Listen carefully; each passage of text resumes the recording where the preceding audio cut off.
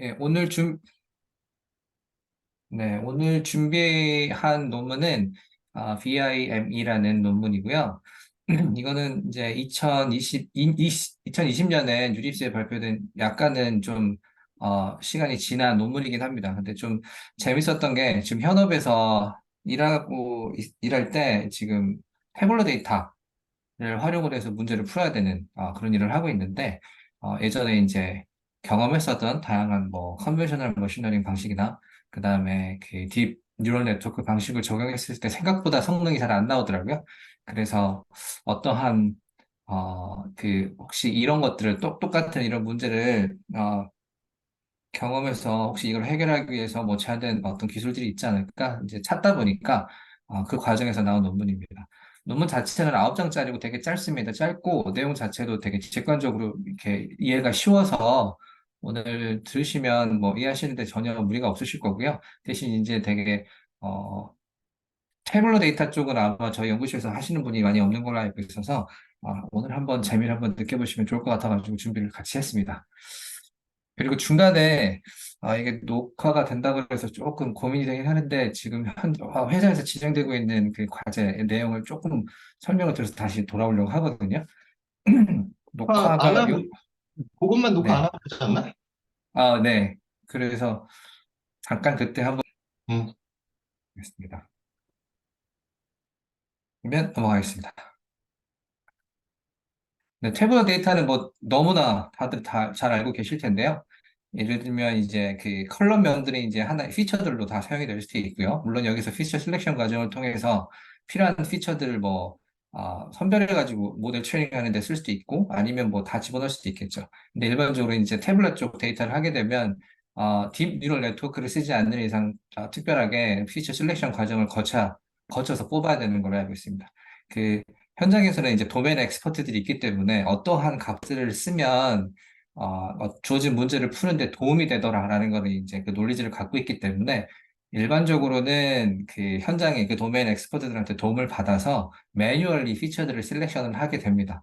그런데 이제 거기에 약간 그분들도 바이아스 돼 있거든요. 이거 쓰면 당연히 돼. 라고 이제 계속 그렇게 계속 업무를 하시다 보니까 새로운 피처가 들어오면 그거에 대해서 되게 이제 중요성을 간과하십니다. 그래서 그런 것들 때문에라도 가끔 이제 좀 더 새로운 피처들을 넣어보기도 하고 뭐 이런 식으로 모델을 개발하는데요.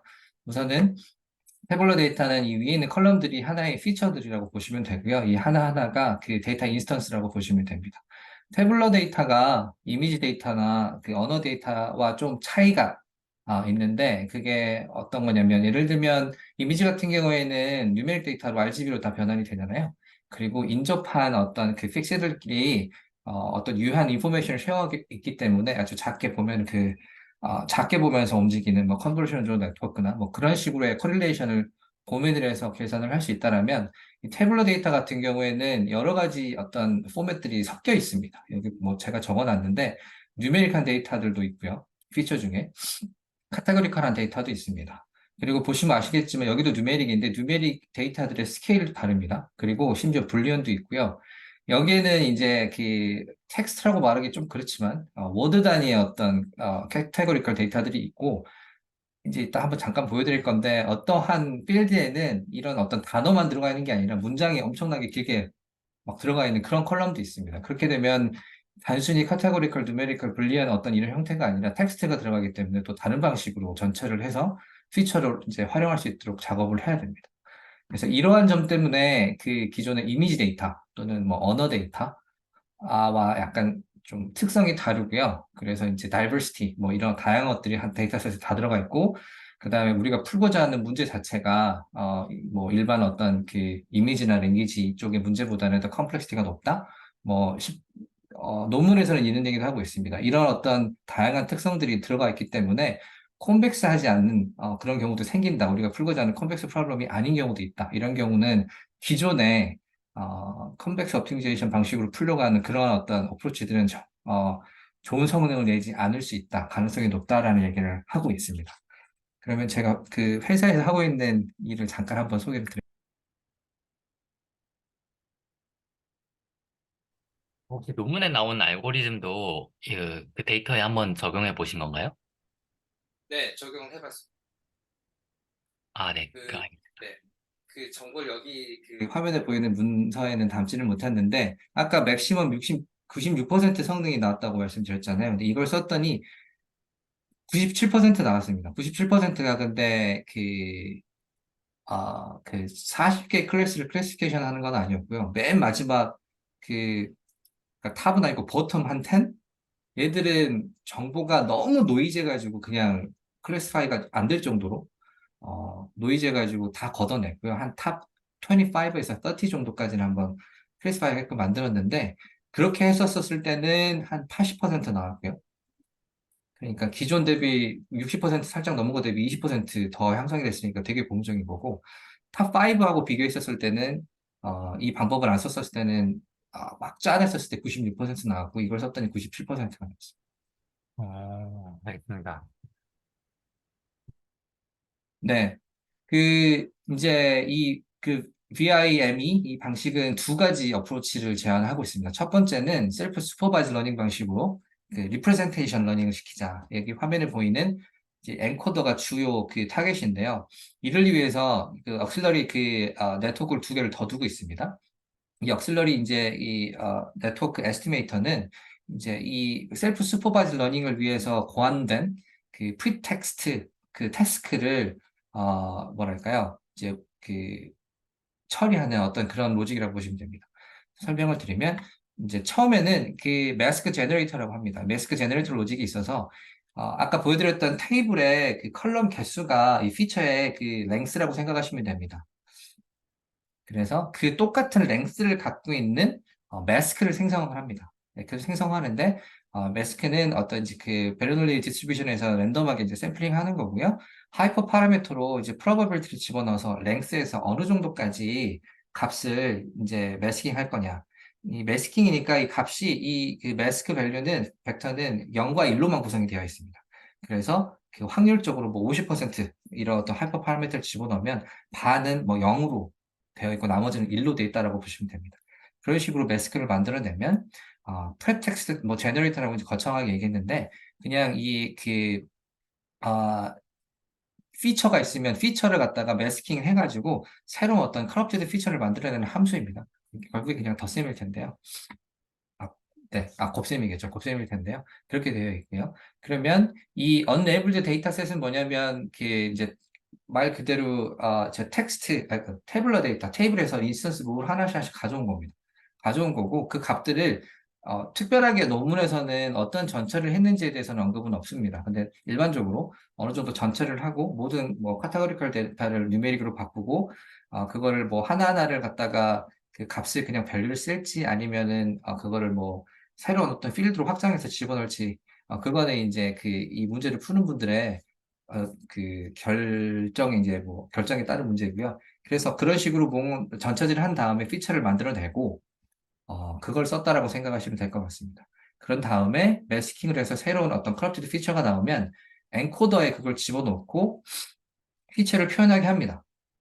피처를 표현하게 하고요. 그 다음에 여기 이제 두 가지 태스크가 있습니다. 첫 번째는 뭐냐면 피처 벡터 에스티메이터라 그래서 피처 리프레젠테이션을 갖다가 이 에스티메이터 네트워크에 집어넣은 다음에 원래 원본 피처를 에스티메이션 하게끔 합니다. 그런 다음에 원본 피처와 에스티메이션 된 피처를 diff가 크게 차이가 나지 않게끔 옵티미제이션 하는 그런 태스크가 하나 있습니다. 물리 컨스트럭션이라고 표현을 하더라고요. 그 다음에 이제 또 하나는 이 로짓을 집어넣고 또 다른 이 에스티메이터는 리프레젠트한 어떤 피처 중에 어떤 것들이 사실 매스킹 된 거냐, 매스킹 돼서 뭔가 이렇게 커럽트 된 거냐, 그 위치를 찾는 겁니다. 그래서 이 원본 매스크와 얘가 추정한 매스크 간의 차이가 줄어지게끔, 즉, 그 위치를 정확하게 찾는 겁니다. 어디가 매스킹인지 정확하게 찾는 태스크를 푸는 그런 옵티미제이션 방식을 태스크를 진행을 합니다. 그래서 이 두 가지 로스를 가지고 엔코더를 계속 이제 옵티미제이션을 하는 거죠. 이런 과정을 통해서 이게 이제 여기서 제안한 셀프 슈퍼바이즈 러닝에서의 프리텍스트 태스크입니다. 이 두 가지를 가지고 계속 옵티미제이션을 하다 보면 이 엔코더가 바라건대 뒷단에 다시 말씀드리겠지만 주어진 피처 테이블러 데이터셋 내에서 어디에 어떤 피처가 있을지는 잘 모르겠지만 이 피처들이 어떤 코릴레이션을 갖고 있는지 잘 학습해 하는 겁니다. 음. 그 트레이닝 할 때 언레이블드 데이터셋을 집어넣는데 여기는 미싱 데이터가 있으면 어떻게 돼요? 있어도 잘 네. 동작을 해요? 우선 제가 테스트 맨 처음에 할 때는 데이터가 꽉 차 있는 것만 갖고 우선 했습니다. 첫 음, 번째는 그렇게 했고요.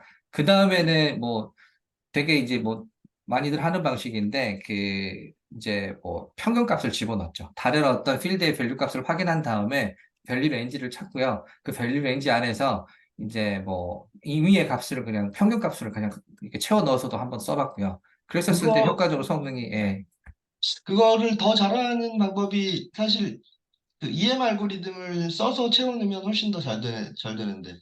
그 수업 EM 시간에도 알고리즘이요. 옛날에 했던 것 같은데. 알겠습니다. 그, EM 알고리즘. 평균을 넣지 말고 EM 알고리즘을 넣으면 보통은 훨씬 더 좋거든요. 아, 네, 알겠습니다. 네네.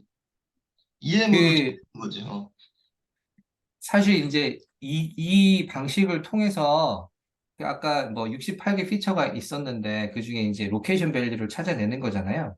로케이션 밸류를 빼고 얘를 집어넣어서 얘가 가지고 글을 추정하게끔 하는 형태로 채워넣을 수도 음, 있는데 이제 로케이션만 비어 있는 게 아니라 다른 것들도 비어 있거든요. 그래서 이것들을 이렇게 시퀀셜하게 붙여가지고 처음에는 A, 그 다음에 B, 그 다음에 C, 마지막으로 뭐 로케이션 이렇게 추정하게끔도 지금 붙여보고 있는데 음. 그런 아이디어가 생각이 나서 지금은 재밌는 결과가 나와서 이렇게 했더니 한 70%가 나오더라고요, 성능이. 우선 어떠한 그 효과 때문에 이러한 결과가 나왔는지는 아직 분석을 제대로 못 해봐서 근데 그렇게도 한번 해보고 있습니다. ABC가 이제 결측치고요. 최종적으로 우리 이제 타겟 결측치 로케이션을 찾는 거를 시퀀셜하게 가보는 거죠. 교수님 말씀하셨던 EM도 한번 활용해 보겠습니다. 네. 여기까지는 너무 심플하고 직관적이어서 이해하시는데 크게 어려움이 없으실 것 같은데 혹시 질문 있으시면 받고 넘어가겠습니다. 그러면은 이제 클래시피케이션 할 때 인코더가 따로 이제 예측을 하나요? 아니면은 그 클래스된 라벨도 마치 콜럼처럼 하나를 들어가서 얘도 같이 막 제너레이션 하는 그런 태스크를 수행하나요? 우선 이 다음에 이제 다시 설명드릴 건데 이 태스크는 여기서 리컨스트럭션 하는 거랑 매스크를 에스티메이션 하는 어떤 그 태스크를 가지고 이 주어진 데이터가 들어왔을 때 그 피처들을 잘 리프레젠테이션 하는 엔코더를 학습시키는 거고요. 이게 이제 끝나고 나면 뒷단에 이제 다운스트림 태스크가 있습니다. 그걸 설명을 드리겠습니다. 그러면. 네, 감사합니다. 네.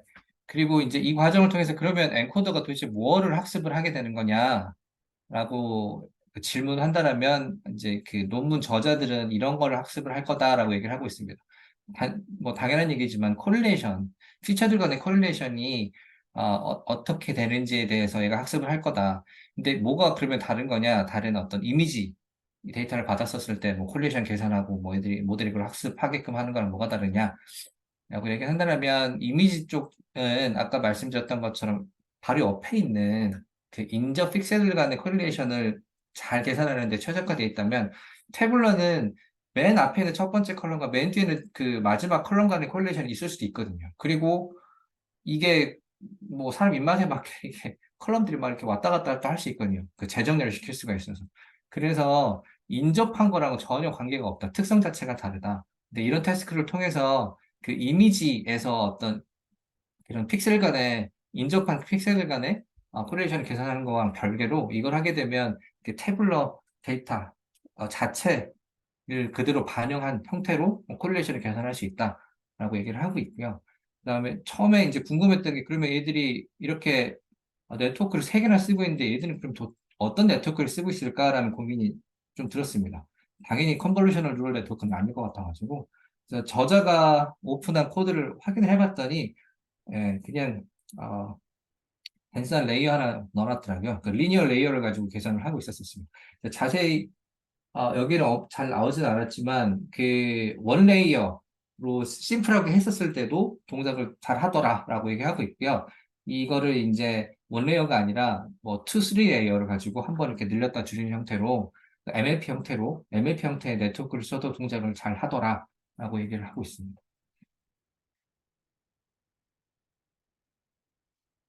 일단에서 이제 그 앞단의 셀프 슈퍼바이즈 러닝 방식으로 엔코더가 학습이 되었었을 때 이제 그럼 얘를 어떻게 활용할 수 있겠느냐라는 걸로 논문에서는 첫 번째 이제 세미 슈퍼바이즈 러닝 그래서 이제 프리딕터 그러니까 클래시피케이션 쪽에 풀 수 있는 활용할 수 있는 프리딕터를 학습할 수 있겠다라고 얘기를 하고 있습니다. 방식은 똑같습니다. 지금 이제 저희 과제에서 제가 하고 아까 소개해드렸던 과제에서 되게 필요했던 게 뭐냐면 이 마이너한 클래스들 볼륨이 너무 작아서 데이터가 별로 없는 애들 이런 애들은 도대체 그럼 어떻게 학습을 할 수 있을까 효과적으로 그게 고민이었는데 여기서 약간 팁을 주더라고요. 그래서 예를 들면 메이저한 것들은 사실 고민이 없고 마이너한 클래스들을 대변하는 어떤 인스턴스가 들어왔었을 때 그거 피처를 집어넣고 또 매스커 제너레이터가 하나 이상의 K개의 매스크를 랜덤하게 만들어냅니다. 그런 다음에 피처와 이 매스크를 이제 결합해서 커럽티드한 피처들을 K개를 만들어낸 겁니다. 이런 방식을 통해서 마치 우리가 데이터 인스턴스가 하나만 있는 게 아니라 K개가 더 추가적으로 확보되는 그런 효과를 가져갈 수 있습니다. 그래서 이 K개 플러스 1개의 피처를 프리트레인드 된 엔코더에 집어넣고 얘는 지금 프리즈 되어 있습니다.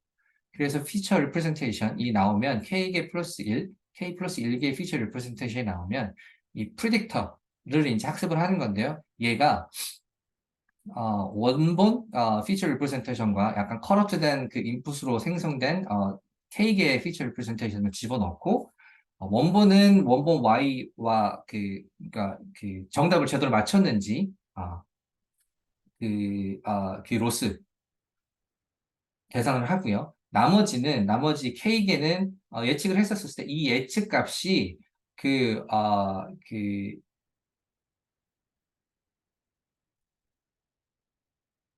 네, 이 원래 Y값과 얼마나 차이가 나는지 계산했던 것 같습니다.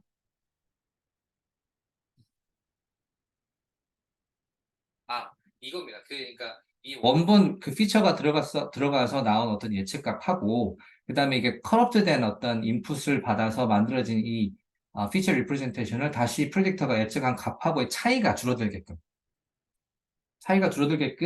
옵티미제이션에서 프레딕터를 계산을 이제 계속 옵티미제이션 하게 되면 이 프레딕터가 어떤 그 정보가 들어왔었을 때 이게 어떤 클래스로 가는지 좀 더 이렇게 향상된 퍼포먼스, 애큐러시를 보여주는 그런 프로젝트를 개발할 수 있다라고 얘기를 하고 있습니다. 그래서 사실 결과적으로 이거를 적용을 했었습니다. 그 아까 로케이션 클래스가 40여 개가 있다고 그랬잖아요.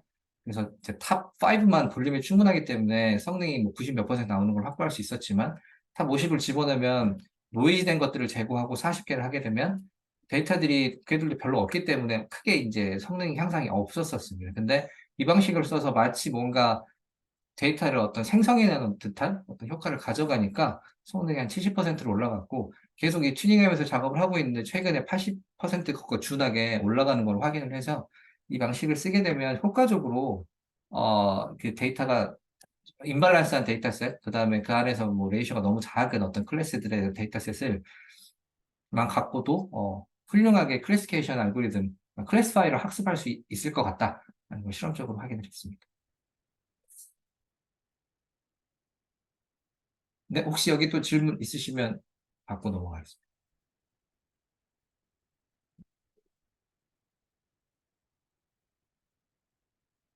네, 없으시면 아, 여기서부터는 이제 버튼을 넘겨서 제가 화면 공유를 계속 할까요? 아니면은 승현님이 가져가실래요? 제가 화면 공유 다시 하겠습니다. 네.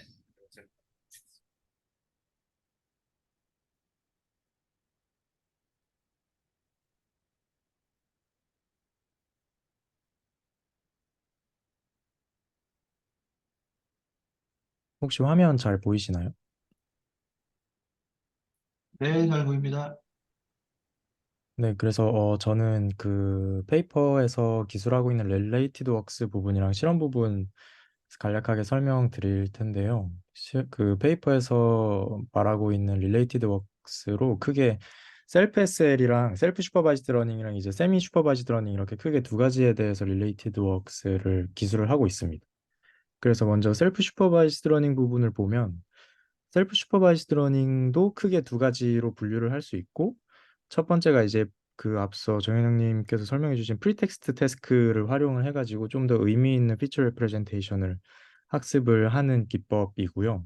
그래서 주로 이미지 텍스트 뭐 텍스트 도메인 이미지 도메인 텍스트 도메인 이런 데에서 뭐 로테이션 디그리 프리딕션 아니면은 뭐 색깔을 잘 맞추는 컬러라이제이션 이런 태스크들을 프리텍스트 태스크로서 제안을 해왔고 그리고 컨트라스티브 러닝 그 기법 부분은 많이 아시는 이제 심CLR, 뭐 모멘텀 컨트라스트 이런 기법들을 제안을 하면서 그 굉장히 좋은 성능으로 각광을 받아왔습니다. 근데 이제 이 저자들이 지적을 하고 있는 부분이 이렇게 많은 셀프 슈퍼바이즈드 러닝 기법들이 쏟아져 나왔는데 얘네들이 이제 주로 이미지 도메인 아니면 텍스트 도메인에서만 사용이 될 수 있는 방법들이다.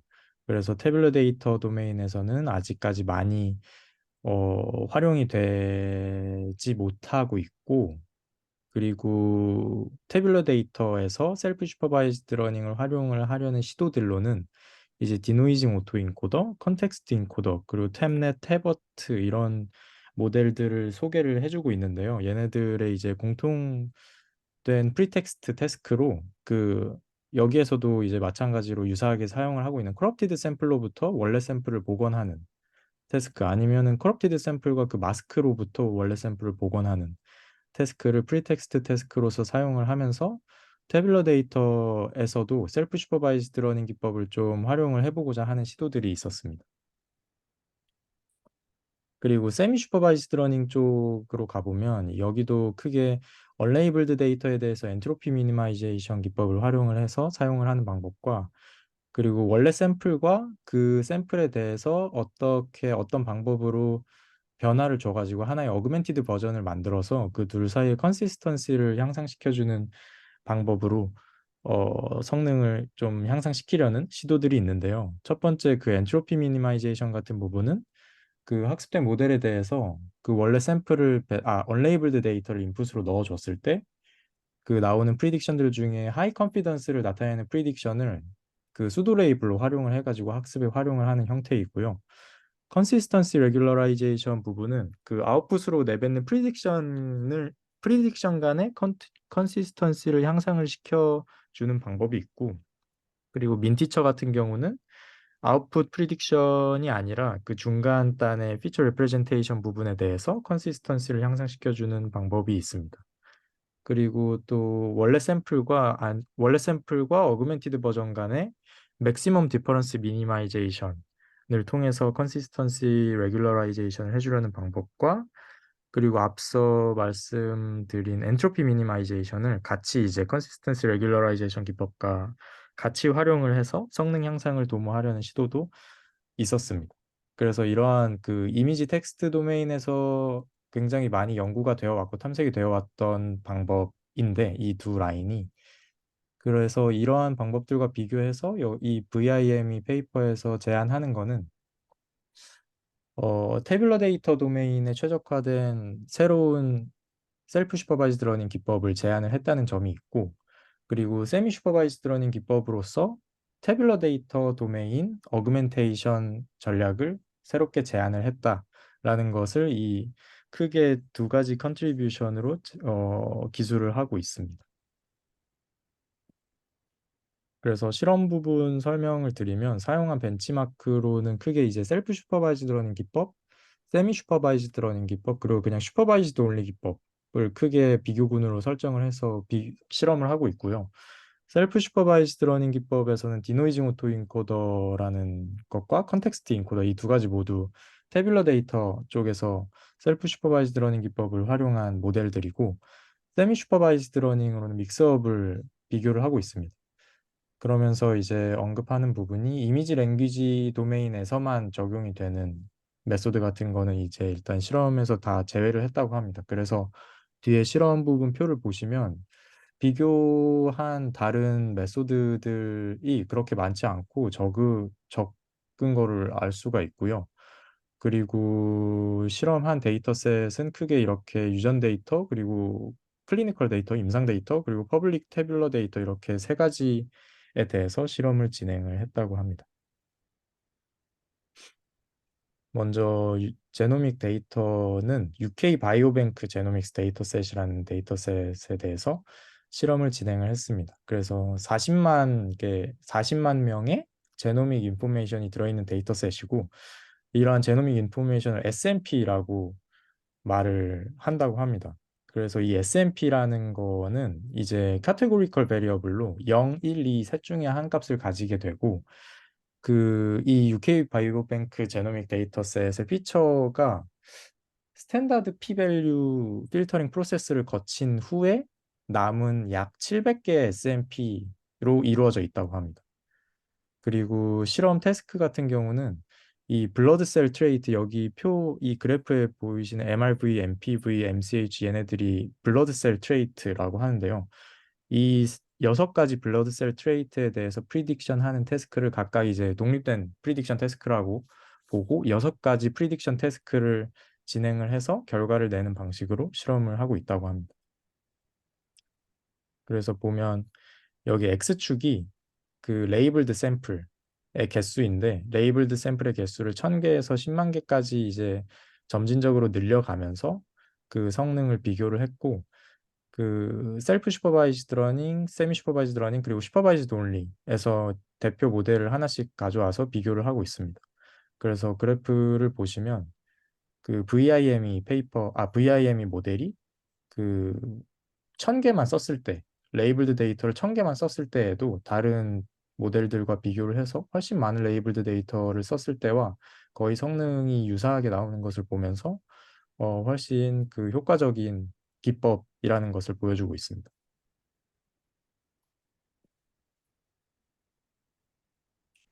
그리고 클리니컬 데이터로는 UK US 프로스테이트 캔서 데이터셋이라는 데이터셋을 사용을 했다고 하고, 이 데이터셋은 28개의 피처로 이루어져 있고요.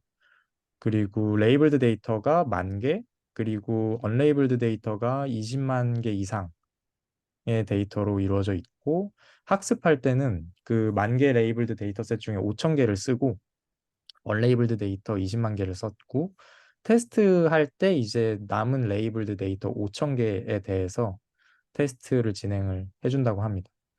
그리고 이 데이터셋의 태스크 같은 경우는 호르몬 테라피, 레디컬 테라피 이 두 가지 파서블 트리트먼트에 대해서 프리딕션을 해주는 건데, 이것도 굉장히 간단한 태스크인 게 호르몬 테라피를 받았는지 안 받았는지, 아니면 레디컬 테라피를 받았는지 안 받았는지여서 바이너리 클래시피케이션 태스크라고 합니다. 그래서 이것도 굉장히 간단한 태스크인 것 같고요. 그래서 보시면 다른 대표 모델들과 비교를 했을 때 VIM이 그 메소드가 훨씬 더 나아진 성능을 보이는 것을 확인을 할 수가 있습니다.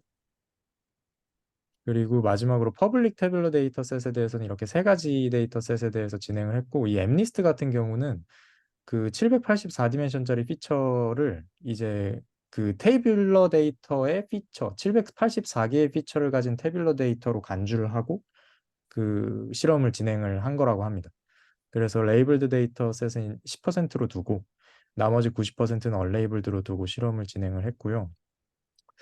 이 데이터셋에 대해서는 그 variance of VIM이라고 해서 VIM의 그 컴포넌트들에 대해서 어블레이션 스터디도 간략하게 진행을 했는데, 여기에서 언급을 하고 있는 게 셀프 슈퍼바이즈드 러닝 올리를 했을 때 세미 슈퍼바이즈드 러닝 올리를 했을 때보다 훨씬 더 그 퍼포먼스 드랍이 훨씬 크다라고 지적을 하고 있습니다.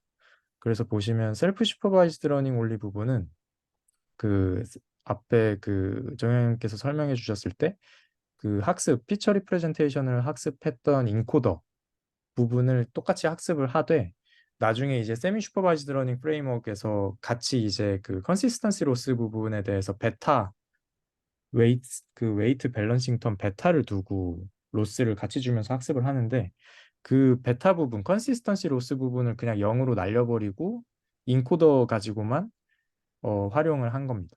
그리고 세미 슈퍼바이즈드 러닝 부분은 그 마지막에 그 세미 슈퍼바이즈드 러닝 프레임워크 부분에서 그냥 인코더를 사용을 안 한 거를 세미 슈퍼바이즈드 러닝 온리라고 하고 있는데, 이렇게 셀프 슈퍼바이즈드 러닝 온리에서 더 그 성능이 하락의 폭이 큰 이유에 대해서, 그 셀프 슈퍼바이즈드 러닝 온리에서 사용되는 프리딕티브 모델은 그 언슈퍼바이즈드 로스 펑션이 이제 아예 제거가 됐으니까 그 부분이 뭔가 좀 더 성능에 굉장히 큰 역할을 하고 있었는데, 그 부분이 아예 0으로 날아가 버리니까 거기에서 성능 하락폭이 굉장히 크게 오는 것으로 추정된다라고 언급을 하고 있습니다.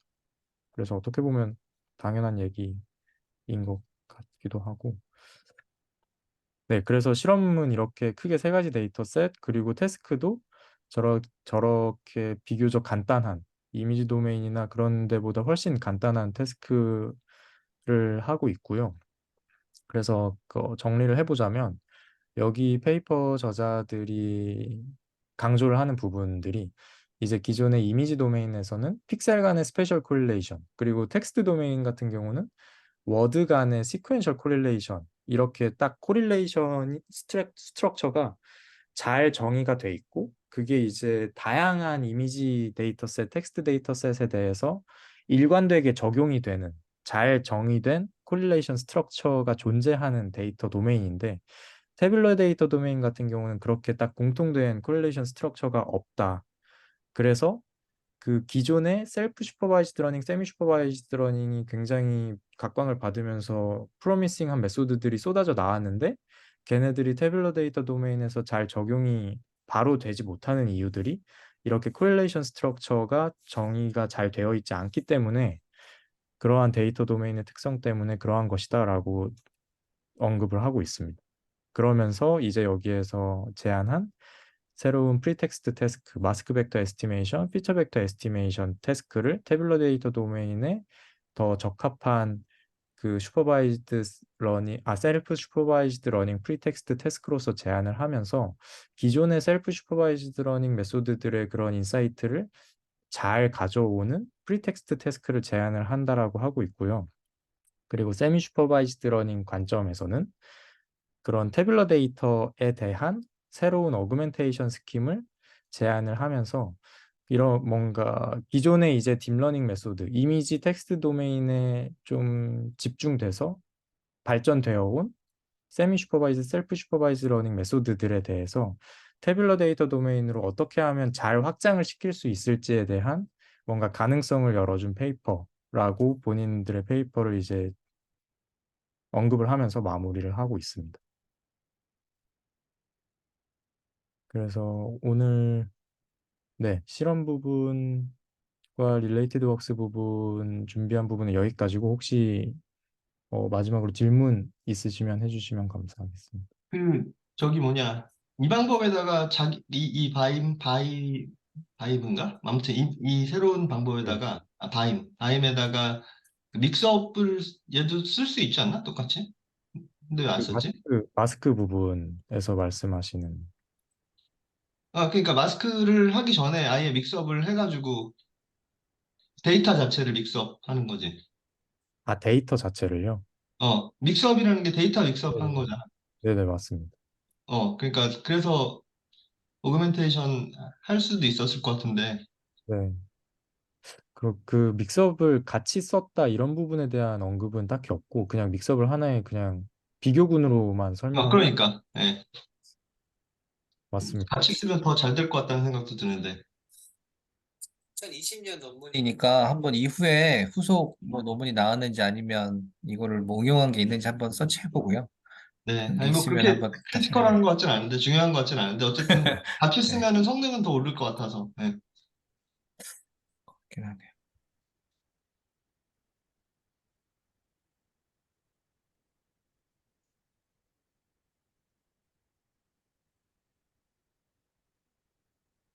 그리고 이 저기 세바이 슈퍼바이즈 러닝 이쪽 지금 화면에 보고 계시는 여기에 노이즈한 데이터가 들어와도 당연히 성능이 안 나오지만 저기 어느 정도 이상의 데이터는 있어야 되더라고요. 이게 데이터가 많이 없는데 굳이 이걸로 막 그 매스킹 해가지고 새로운 어떤 피처 리프레젠테이션 만들어서 학습시키게 하니까 어떤 경우에는 그냥 완전 바이어스가 돼버리는 음. 그런, 예, 그런 잘못된 성능도 나오기도 하더라고요. 그래서 이게 그러면 어느 정도의 그 데이터셋을 이제 확보를 해야 이게 유효한 성능인지, 뭐 그게 이제 피처의 어떤 그, 뭐랄까요? 랭스나, 그다음에 데이터 개수가 한꺼번에 이제 고려가 돼야 되겠지만, 나중에 혹시 활용하게 되신다면 그걸 고려해서 적용해 보시면 좋을 것 같긴 합니다.